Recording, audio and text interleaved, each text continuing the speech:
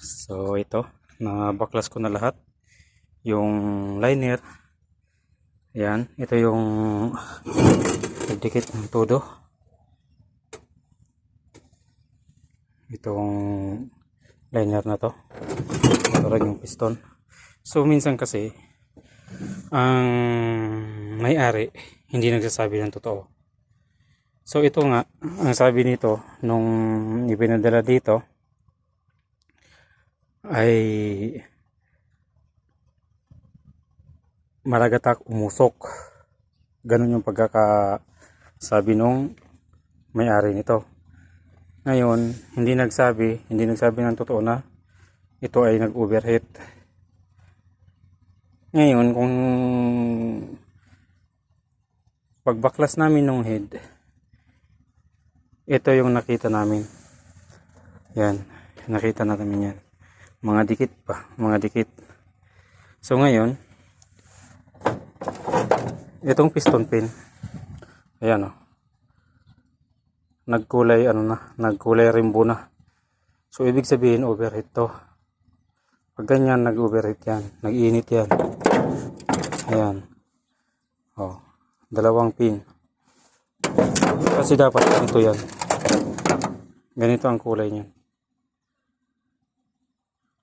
Yung hindi nag-overheat na makina na nabubuksan ko lagi, ganito ang kulay.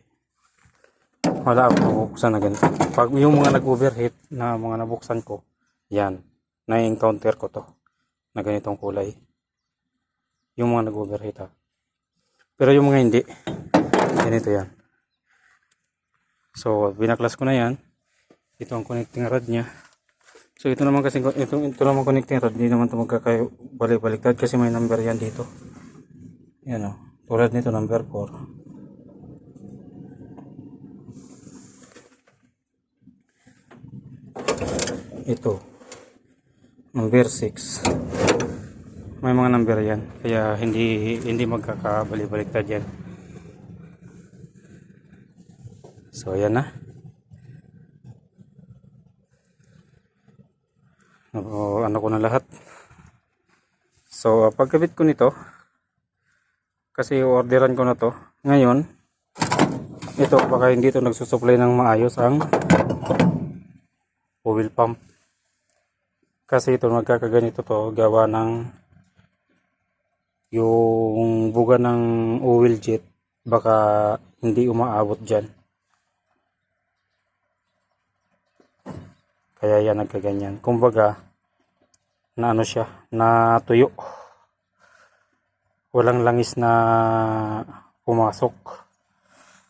Kasi kung may langis yan, naglo-lubricate, ganito yan, ganyan yan. So ito wala itong naglubricate na langis dito.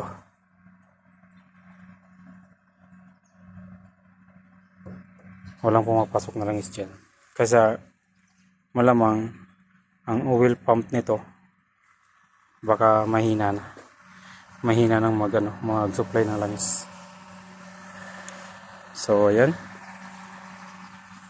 mga lod, salamat sa panonood. Paki-like naman po, paki-share. Ingat kayo lagi. God bless.